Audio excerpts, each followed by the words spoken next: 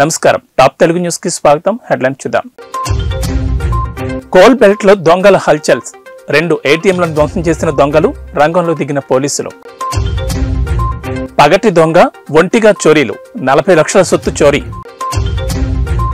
గిరిజన జాతరకు ఆహ్వానం, వనదేవతల దీవెనలు పొందండి, మంత్రి సీతక్క. 3 టెస్టులకు టీమిండియా జట్టును ప్రకటించిన బీసీసీఐ.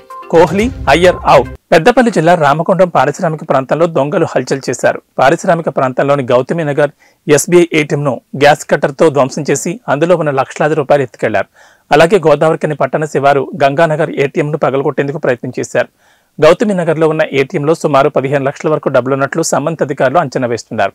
సమాచారం తెలిసిన వెంటనే గోదావరికని ఏసీపీ తులసి శ్రీనివాసరావు, పోలీసు అధికారులు రంగంలోకి దిగి దర్యాప్తును ప్రారంభించారు. గతంలో ఎన్నడూ లేని విధంగా దొంగలు హల్చల్ చేయడంతో పోలీసులు సవాల్గా తీసుకుని దొంగల కోసం వేట ప్రారంభించారు. అయితే గౌతమి నగర్లో ఉన్న ఏటీఎంలో ఉన్న సీసీ కెమెరాకు స్ప్రే చల్లి గ్యాస్ కట్టర్తో మిషన్ను కట్ చేసి చాకచక్యంగా చోరీకి పాల్పడినట్లు తెలుస్తోంది. ఈ సంఘటన ఈ రోజు 1:30 జరిగినట్లు సీసీ కెమెరాలో రికార్డైన దృశ్యాలను బట్టి పోలీసులు దర్యాప్తు చేస్తున్నారు.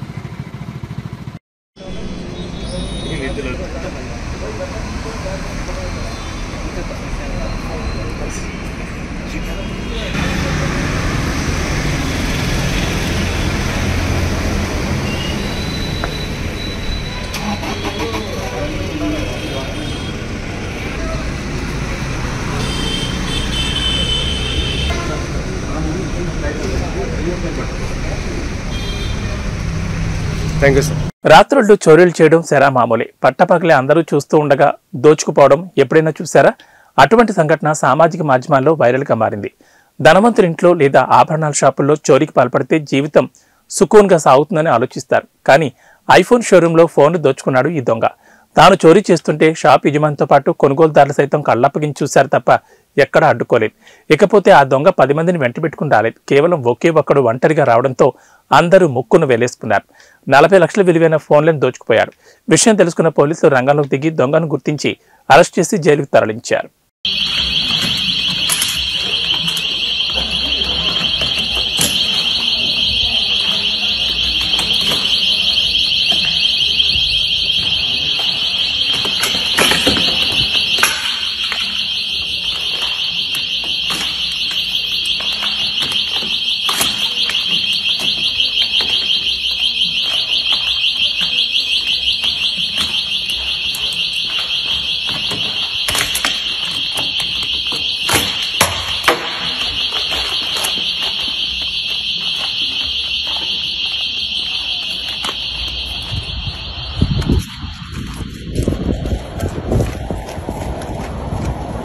గిరిజనుల పండగ, జనజాతర వేడుక మేడారం సమ్మక్క సారక్కల వేడుకల్లో పాల్గొని అమ్మవారి దీవెనలు పొందాలని సీఎం రేవంత్ రెడ్డితో పాటు తెలంగాణ మంత్రులకు మంత్రి సీతక్క ఆహ్వానం పలికారు.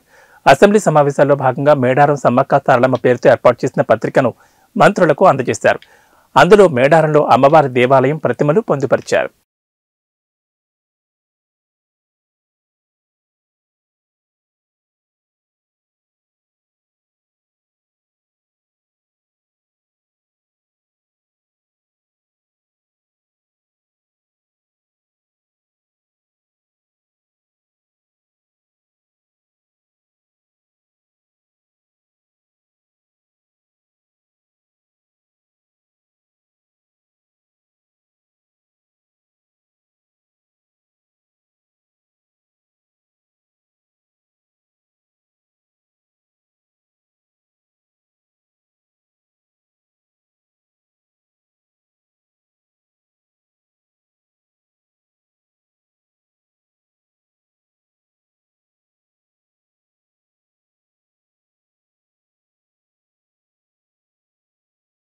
పివి నరసింహారావుకు భారతరత్న రావడం పట్ల హర్షం వ్యక్తం చేశారు ఎమ్మెల్సీలు. శాసనమండలి ఆవరణలో ఆయన కుమార్తె ఎమ్మెల్సీ వాణీదేవిని శాలువతో సత్కరించి శుభాకాంక్షలు తెలిపారు.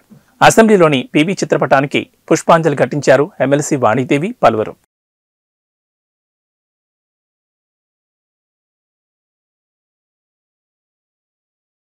జాతీయ బీసీ సంక్షేమ సంఘం జహీరాబాద్ అసెంబ్లీ నియోజకవర్గం in charge Mohan, Zahirabad division in charge Srinivas ఆధ్వర్యంలో సంగారెడ్డి జిల్లా రాయకోట్ మండల కేంద్రంలో నిర్వహించిన సమావేశానికి ముఖ్య అతిథులుగా జాతీయ బీసీ సంక్షేమ సంఘం రాష్ట్ర ఉపాధ్యక్షులు కాముని సుదర్శన్, రాష్ట్ర కార్యదర్శి వెంకటేశ్వర్లు హాజరయ్యారు.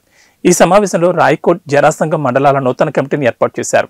రాయకోట్ మండలం అధ్యక్షులుగా బోయిని శేఖర్, జరాసంఘం మండల అధ్యక్షులుగా సంగమేష్, ప్రధాన కార్యదర్శిగా కె సంగమేష్, సిరూర్ గ్రామాధ్యక్షులుగా శివరాజ్ కస్నూర్, అధ్యక్షులుగా నరసింహులు, మైబాద్పూర్ అధ్యక్షులుగా వెంకట్, హుస్నాబాద్ అధ్యక్షులుగా మేడికుందె గోపాల్, యూస్పూర్ అధ్యక్షులుగా బోయిని గోపాల్, నల్లంపల్లి అధ్యక్షులుగా నరేష్లను నియమించారు. కృష్ణయ్య గారితో నేను కూడా ఉస్మానియా యూనివర్సిటీలో చదువుకున్నాం ఇద్దరం. కానీ మేము ప్రొఫెషనల్లో వచ్చాము, ఆయన సమాజ సేవలో వెళ్ళిపోయారు. కానీ ఈయనకి ఎంతకాలం తర్వాత మళ్ళీ మేము జాయిన్ అయితే 32 ఏళ్ళ సర్వీస్ ఉంది కదా సార్, మీరు రండి పనిచేద్దాము అని చెప్పి నాకు పోస్ట్ ఇవ్వడం జరిగింది. చాలా సంతోషం. నాకు కూడా సమాజ సేవ చేయాలని ఉంది, కానీ గవర్నమెంట్ పదవి ఉండడం వల్ల సమాజ సేవ చేస్తుంటాం కానీ డైరెక్ట్గా సమాజ సేవ చేయలేదు.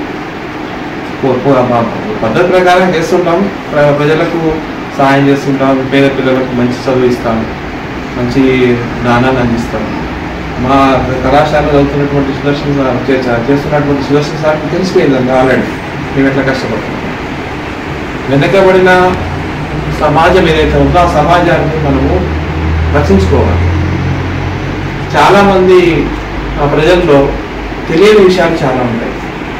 ముఖ్యంగా వికలాంగులు, ఎవరు లేనటువంటి వాళ్ళు, ఫ్యామిలీలో ఒకరు చనిపోయి ఒకరు ఒంటరిగా జీవించేటటువంటి వాళ్ళు, వితంతువులు కానీ, వృత్తిలో పెట్టినటువంటి వాళ్ళు కానీ, ఇట్లా చాలామంది మన దాంట్లో వెనకబడి ఉంటారు.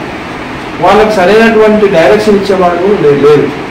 ఇప్పుడే వచ్చేటప్పుడు సుదర్శన్ గారు చెప్పారు, చాలామందికి వికలాంగులకు నేను సర్టిఫికేట్లు ఇప్పించి ఈరోజు పెన్షన్ కూడా వస్తుంది, వాళ్ళు హ్యాపీగా జీవిస్తున్నారని చెప్పి అన్నారు. సో అట్లాంటి పనులు చేయాలి. మనం ఏదో మనకు ఓటు హక్కు వస్తుంది కదా, ఓట్లను మనం అప్డేట్ చేసుకొని ఒకరిని గెలిపిద్దామని కాదు. మన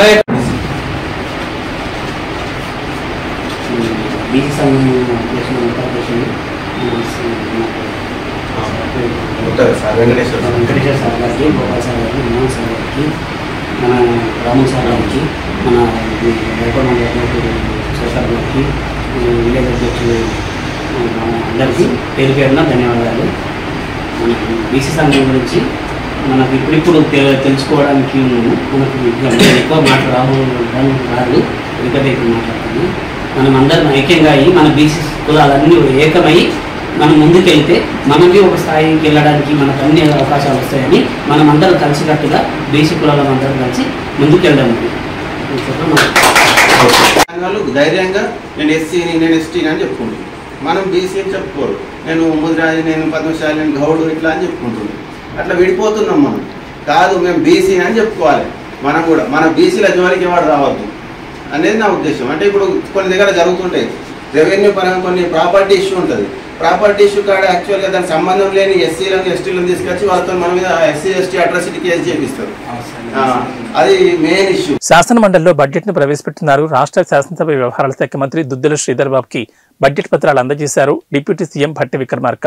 ఈ కార్యక్రమంలో ఆర్థిక శాఖ ప్రధాన కార్యదర్శి రామకృష్ణారావు, జాయింట్ సెక్రటరీ హరిత, అసెంబ్లీ కార్యదర్శి Narasimhacharyulu, deputy CM secretary Krishna Bhaskar తదితరులు ఉన్నారు.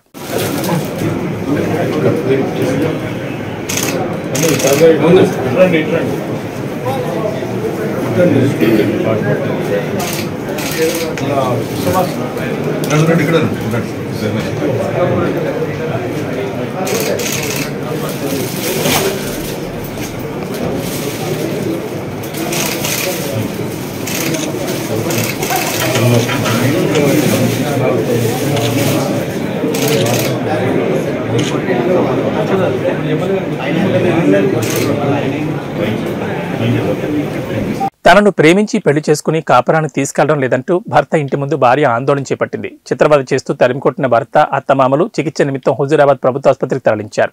కరీంనగర్ జిల్లా సైదాపూర్ మండలం జాగిరిపల్లి గ్రామానికి చెందిన నెల్లి కృష్ణ కోహెడ్కు చెందిన లత అనే అమ్మాయిని ప్రేమించి మాయమాటలు చెప్పి తల్లిదండ్రులకు తెలపకుండా 2023 రోజున వేములవాడ ఆలయంలో తనను వివాహం చేసుకుని కొన్ని రోజులు తనతో కాపురం చేసి తనను వాడుకుని ఇప్పుడు కాపురానికి తీసుకెళ్లడం లేదంటూ భర్త ఇంటి ముందు భార్య ఆందోళన చేయడంతో భర్త, అత్తమామలు కలిసి చిత్రవద చేసి తీవ్రంగా కొట్టగా లత బంధువులు వచ్చి చికిత్స నిమిత్తం హుజూరాబాద్ ప్రభుత్వ ఆసుపత్రికి తరలించారు. నాకు న్యాయం జరిగేలా చూడాలంటూ లత వేడుకోగా కేసు నమోదు చేసుకుని పోలీసులు దర్యాప్తు చేస్తున్నారు.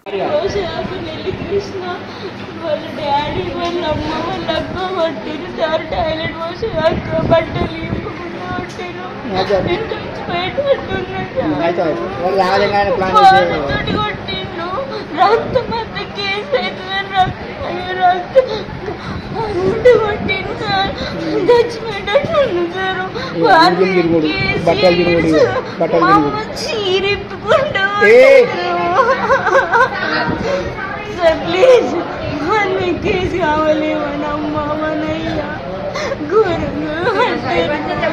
ఫోన్ నెల్లి కృష్ణ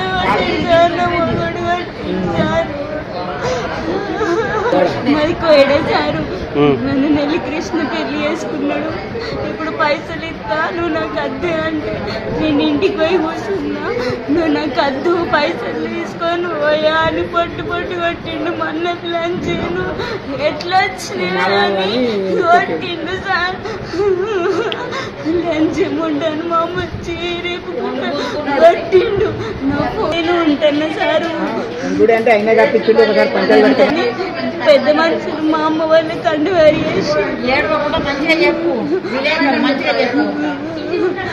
ఏ దెంగోసారి పెళ్ళైందండి.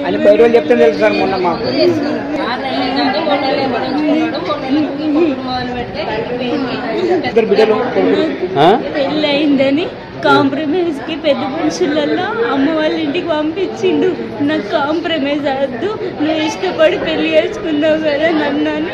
నేను ఇంటికి పోతున్నాను, ఇదే రోజు కొడితే ఏమంటారు మమ్మీ నేను కలిసి మమ్మీ నిన్న నైట్ మమ్మీ వాళ్ళ మీద పిటిషన్ ఇచ్చిండు. మమ్మీ నేను మీతో ఉంటే మీ కేసు అవుతుందని నా గారింటికి నేను పోతానే అని నేను వాళ్ళ ఇంట్లో పోతే ఇంట్లోకి వెళ్ళి మన ప్లాన్ చెట్లు వచ్చినాయి అని గుంజుకొచ్చారు. పొద్దుగాల 10 గంటలకు అయినా సార్ నన్ను ఘోరంగా పట్టారు. మన ప్లాన్ అని దొమ్మలంచే పైసలకి ఇచ్చేవంటి, పైసలకి ఇస్తే నువ్వు అంటవే అని అన్నాడు. నాకు పైసలు అద్దకేస్తా నేను నీతోటి కాపీ చేయనీకి వచ్చినా అని చెప్పిన. నన్ను ముగ్గురు వాళ్ళ అమ్మ వాళ్ళ నాన్న వాళ్ళ కృష్ణ జాగిరిపల్లి బస్ స్టాండ్ దాకా పట్టారు సార్. మా అమ్మ చీరిపి నా బట్టలు కూడా ఎత్తారు.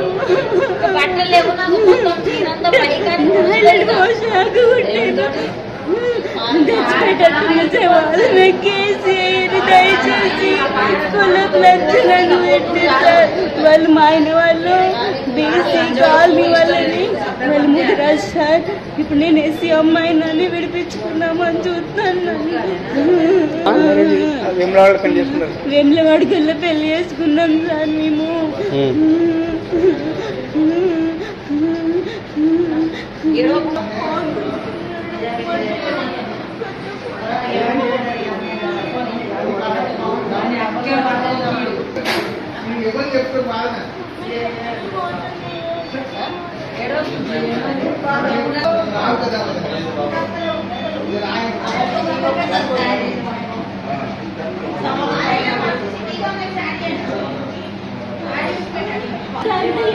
అయితే పెద్ద మనుషుల రూపకంగా మాట్లాడదాము అని అంటే ఒక ఫోను, ఈ అమ్మాయికి ఫోను, నా బిడ్డకి ఫోను, వాడు నోటరీ చేసుకున్న పేపర్లు ఆ జాగిరిపల్లె ఏది వీరేశం పెద్ద మనిషి దగ్గర పెట్టినాము. పెట్టినాక ఏం చేసిండు, నిన్న మధ్యాహ్నం ఆ వీరేశం పెద్ద మనిషి అనే టైం నాకు ఫోన్ చేసిండు. యాదలక్ష్మి నేను వీడియో అదేంటి పేపర్లను అదేంటిది ఫోను నెల్లి కృష్ణకి ఇవ్వడం జరిగింది. నాకు సైదాపూర్ పోలీస్ స్టేషన్లో కేసు పెట్టిండు. ఎస్ఐ ఇవ్వనంటేనే ఎస్ఐ అందువల్ల ఇచ్చినా అన్నాడు. సరే తిను ఎందుకు ఇచ్చినావు అవి సెల్ కదా, దాంట్లో వీడియోలు ఉన్నాయి, రికార్డులు ఉన్నాయి. అట్లా ఎట్లా ఇచ్చినావు నువ్వు, వాడు ఇదివరకే వీడియోలతో రికార్డులతో మమ్మల్ని బ్లాక్మెయిల్ చేస్తాను అని నేను అన్నా. అని నీ మీదనే కేసు పెడతా ఇక నేను అందుకని ఏదో ఒకటి బయటకు వచ్చినా కానీ అని నేను అన్నా. అన్న మొక్కలు ఏం చేసిండు అంటే నీకు సాధనైంది చేసుకో సపరేట్గా నా భర్త దగ్గర నా మీద నా కొడుకు మీద కేసు పెట్టిండు. కేసు పెడితే అంటే నేను ఏం చేసిన కదా మా అన్న మీద. రాష్ట్ర వ్యాప్తంగా ఆశా వర్కర్లు మండల తహసీల్దార్ కార్యాలయం వద్ద సిఐటియు పిలుపు మేరకు 2 రోజుల ఆందోళనకు పిలుపునిచ్చారు. ఈ నేపథ్యంలో కాకినాడ రూరల్ మండల తహసీల్దార్ కార్యాలయం ఎదుట సిఐటియు ఆధ్వర్యంలో ఆశా వర్కర్ల ఆందోళన నిర్వహించారు. ఈ సందర్భంగా సిఐటియు రూరల్ కార్యదర్శి టి రాజా మాట్లాడుతూ ఆశా వర్కర్ల న్యాయమైన డిమాండ్లను పరిష్కరించాలని, శాంతియుతంగా ఆందోళన ధర్నాలు చేస్తుంటే ఈ రాష్ట్ర ప్రభుత్వం పోలీసులతో వేధింపులు గురిచేసి అక్రమ అరెస్టులు చేస్తోందని ఆరోపించారు. ప్రభుత్వం నుంచి అందే పథకాలకు అర్హులుగా ఆశా వర్కర్లను ఆమోదించాలని, పనిభారం తగ్గించి ఆన్లైన్ వర్కులు సచివాలయం సిబ్బందికి అప్పజెప్పాలని డిమాండ్ చేశారు. అనంతరం ఆశా వర్కర్ల యూనియన్ రూరల్ అధ్యక్ష కార్యదర్శులు నాయకురాలు కె విమల, ఎం బేబీ మాట్లాడుతూ కనీస వేతనం 26,000 రూపాయలు ఇవ్వాలని, రిటైర్మెంట్ బెనిఫిట్స్ కల్పించాలని ప్రభుత్వాన్ని డిమాండ్ చేశారు. తమ డిమాండ్లను ప్రభుత్వం పరిష్కరించకపోతే ఆందోళన మరింత ఉధృతం చేసి తమ డిమాండ్లకు పరిష్కారం అయ్యే వరకు పోరాడతామని ప్రభుత్వాన్ని హెచ్చరించారు. ఈ కార్యక్రమంలో నాయకురాలు డి రేష్మ, మణి, కె పార్వతి, సుమారు 95 మంది ఆశా వర్కర్లు తదితరులు పాల్గొన్నారు. మేము నాణ్యమైన కోరికల కోసం అని చెప్పేసి ఫిబ్రవరి 8వ తారీఖున మేము చెలో విజయవాడ కోసం బయలుదేరినప్పుడు మమ్మల్ని గృహ నిర్బంధం చేశారు. 7వ తారీఖు నుంచే మమ్మల్ని గృహ నిర్బంధం చేశారు. ఎందుకని చేశారో మాకు అర్థం కావట్లేదు. మేము న్యాయమైన కోరికలు తీర్చమని మా న్యాయమైన కోరికలు తీర్చమని చెప్పేసి మేము ధర్నా చేయడానికి కోసమని వెళ్ళాము. అంతేకాని మేము ఏం దొంగతనాలు అవి చేయలేదు కదా. కానీ చాలా దారుణంగా మమ్మల్ని అయితే అరెస్టులు చేశారు ఈ పోలీసులు. ఒక ఆడవాళ్ళని కూడా చూడకుండా మమ్మల్ని చాలా దారుణంగా హింసించారు ఈ పోలీసులు. మరి ప్రభుత్వం అయితే చాలా మొండిగా ఉంది. మాకు అయితే వర్కులు ఎంత దారుణంగా ఉన్నాయంటే చాలా దారుణంగా, పని ఒత్తిడి కూడా ఎక్కువైపోయింది. న్యాయమైన కోరికలను మేము ఏం అడిగాం, కనీసం వేతనం 10,000 ఇస్తున్నారు. 10,000 కాకుండా 26,000 కనీస వేతనం ఇమ్మని అడిగాం. దాంతోపాటు మమ్మల్ని గవర్నమెంట్ ఎంప్లాయీగా గుర్తించారు. గవర్నమెంట్ ఎంప్లాయీకి వచ్చి మాకేమి గవర్నమెంట్ వచ్చే పథకాలు, సంక్షేమ పథకాలు కూడా ఏం వర్తించట్లేదు. మరి అవి కావాలని అడిగి మాకు ఒక మెటర్నిటీ సెలవులు లీవ్ లేవు, ఒక సెలవులు లేవు, ఏమీ లేవు. 24 గంటలు మేము డ్యూటీ చేయవలసిందే. కనీసం గవర్నమెంట్ వాళ్ళు చేసే డ్యూటీలు కావాలి, టైం ఉంది కానీ మాకైతే ఒక టైమింగ్స్ అనేదే లేదు. ఏ టైం అయితే ఆ టైంకి మేము డ్యూటీలో ఉండవలసిందే. దాంతో ఆన్లైన్ వర్క్లు ఎక్కువైపోయినాయి. ఫోన్లు ఇచ్చారు, ఆ ఫోన్లు అయితే నాణ్యమైన ఫోన్లు ఇమ్మని చెప్పేసి అడుగుతున్నాం. ఆ ఫోన్లో వర్క్ మేమేంటి ఫోన్లోనే వర్క్ చేయాలి, రికార్డులు చేయాలి, 2 చేయాలి. ఇటు ఊర్లోనే పని చేస్తామా, ఇటు ఆన్లైన్ వర్కే చేస్తామా, రికార్డులే రాస్తామా, పేషెంట్లు కూడానే వెళ్తామా, ప్రతి దానికి ఇచ్చేస్తున్నారు. సచివాలయంకి వచ్చి కూర్చోమంటున్నారు. సచివాలయం మాకు సంబంధం లేని ఫీల్డ్ వర్క్, మేము చేయవలసిన ఫీల్డ్ వర్క్. న్యాయమైన డిమాండ్లను ఏం అడుగుతున్నాము, 60 సంవత్సరాలు నిండిన వాళ్ళకి బెనిఫిట్ ఇమ్మని అడుగుతున్నాము, ప్రమాద బీమా ఇమ్మని అడుగుతున్నాము. మేము రోడ్ల మీద తిరుగుతున్నాము, ఏదన్నా అవుతుంది మా పని ఏంటి, మా ఇన్సూరెన్స్ అవి ఇమ్మని అడుగుతున్నాము. అంటే అంతకన్నా గొంతెంపు కోరికలు ఏమి అడగట్లేదు కదా. ఆ పట్ల అయితే కనుక జగన్మోహన్ రెడ్డి గారు చాలా దారుణంగా ప్రవర్తిస్తున్నారు. నా అక్కలు నా చెల్లెలు అన్నారు కానీ ఏ విధంగా కూడా మమ్మల్ని ఆడవాళ్ళుగా గుర్తించలేదు. నిన్న మరి ధర్నాకి వెళ్తే చాలా దారుణంగా హింసించారు మమ్మల్ని అయితే కనుక. కానీ ఇలాగ ఉంటే కనుక మేము ఎంతకన్నా ముందుకే వెళ్తామని చెప్పేసి మేము చెప్తాం. రాష్ట్ర వ్యాప్తంగా ఫిబ్రవరి 8వ తారీఖుని చలో విజయవాడ పిలిపిస్తే 2 రోజుల పాటు ఈ రాష్ట్రంలో జగన్మోహన్ రెడ్డి పోలీసులు అక్రమంగా అరెస్టులు చేసి 2 రోజుల పాటు నిర్బంధించారు. అయినా కాకుండా వేలాది మంది చలో విజయవాడ వెళ్ళి సీఎం మా సమస్యలు పరిష్కరించమంటే అక్రమ అరెస్టులు అని చెప్పి గొంతెత్తి నిర్ణయించారు. చర్చలకై పిలిచి ఆశా వర్కర్ల యూనియన్ రాష్ట్ర ప్రధాన కార్యదర్శి మన ధనలక్ష్మి గారిని చర్చలకై పిలిచి ఆఫీసులోనే అరెస్ట్ చేసిన పరిస్థితుంది. ఇలాగా సమస్యలు పరిష్కరించమని, కనీస వేతనం ఇవ్వమని, అలాగే టీఏడీఏలు ఇవ్వమని చెప్పి, ఇతర సౌకర్యాలు కల్పించాలని చెప్పి, రిటైర్మెంట్ బెనిఫిట్స్ కల్పించాలని చెప్పి, 10,000 జీతంతో ఏ విధంగా బతకాలని చెప్పి ప్రశ్నించిన ఆశా వర్కర్ల మీద అక్రమంగా అరెస్టులు పెట్టి కేసులు పెట్టారు. ప్రభుత్వం తక్షణం స్పందించాలని చెప్పి ఆందోళన చేస్తుంటే పిలవకుండా భవిష్యత్తులో ఉద్యమం చేస్తామని చెప్తా ఉన్నాం. జగన్మోహన్ రెడ్డికి భయం లేదు, నాకు అసలు భయం లేదు. ఎన్నికల్లో గెలవడం కోసం మీరు 2 ఓట్లు గెలవండి, 2 ఓట్లు వేయండి అని చెప్పి పిలిపిస్తా ఉన్నాం. మేము కూడా 2 ఓట్లు ఎవరికి వేయాలని కూడా మేము కూడా ఆలోచిస్తా ఉన్నాం. మేము కూడా సిద్ధమే, యుద్ధానికి సిద్ధం. మీరు ఎన్నికల సిద్ధమైతే మేము కూడా యుద్ధానికి సిద్ధమే. ఈ రోజు ఎవరైతే ఆశా వర్కర్లు, అంగన్వాడీ, స్కీమ్ వర్కర్ల సమస్యలు ఎవరైతే పరిష్కరిస్తారో, ఎవరైతే జీతాలు పెంచుతారో వాళ్ళకి మాత్రమే ఓటేయడానికి మేము సిద్ధంగా ఉన్నామని, లేకపోతే యుద్ధం చేయడానికి కూడా సిద్ధంగా ఉన్నామని చెప్పి తెలియజేస్తా ఉన్నాం. నా పేరు టి రాజా, కాకినాడ రూరల్ కార్యదర్శి. దేశంలో అతిపెద్ద సంఖ్యలో ఉపాధి కల్పిస్తున్న రవాణా రంగాన్ని పూర్తిగా దెబ్బతీసి కార్పొరేట్లకు దారాదత్తం చేయడానికి కేంద్ర ప్రభుత్వం తీసుకొచ్చిన భారత న్యాయ సంహిత చట్టాన్ని రద్దు చేయాలని all India road transport workers federation demand చేసింది. శుక్రవారం సిఐటియు జిల్లా అధ్యక్షుడు దువ్వా శేషబాబ్జీ అధ్యక్షతన సుందరై భవన్లో వివిధ ట్రాన్స్పోర్ట్ సంఘాల నాయకులతో రౌండ్ టేబుల్ సమావేశం నిర్వహించారు. ఈ సందర్భంగా శేషబాబ్జీ మాట్లాడారు. 1988లో మోటార్ వాహన చట్టం తీసుకొచ్చారని తెలిపారు. ఆ చట్టాన్ని ఎటువంటి సమీక్ష చేయకుండానే 2019లో మోటార్ వాహన సవరణ చట్టం తీసుకొచ్చారని తెలిపారు.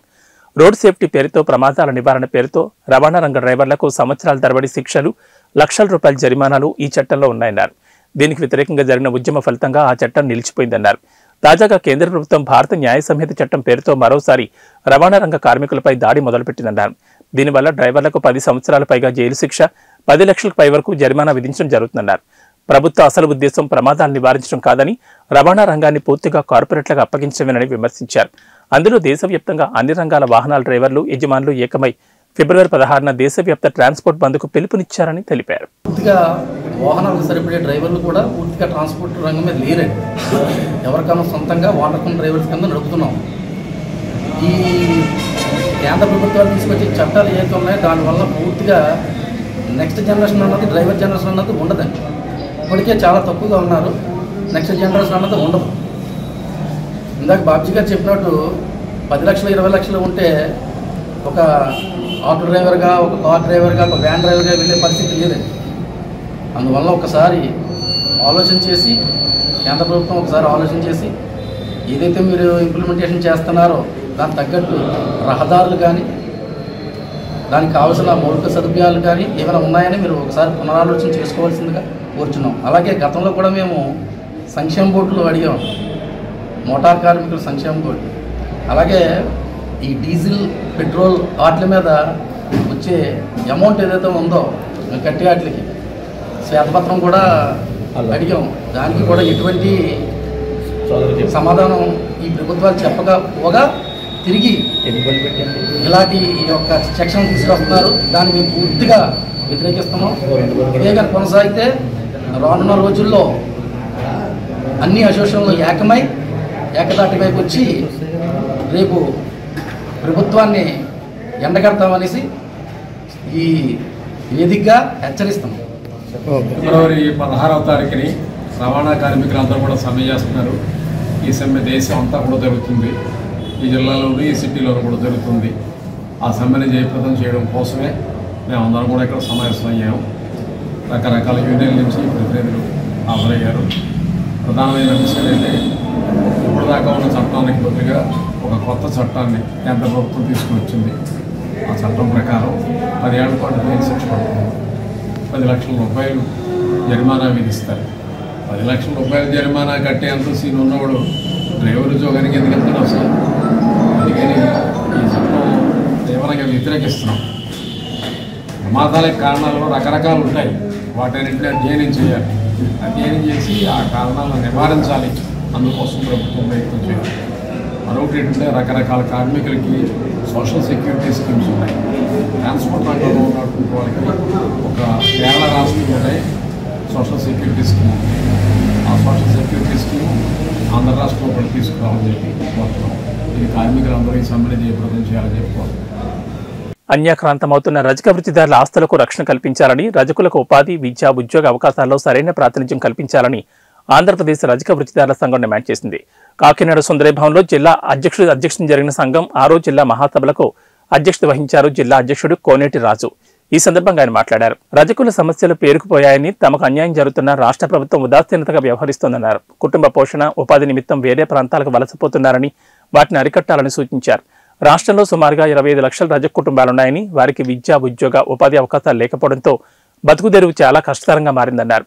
తమ హక్కుల కోసం, జీవోల అమలు కోసం ఉద్యమం చేయాలని కోనేటి రాజు పిలుపునిచ్చారు.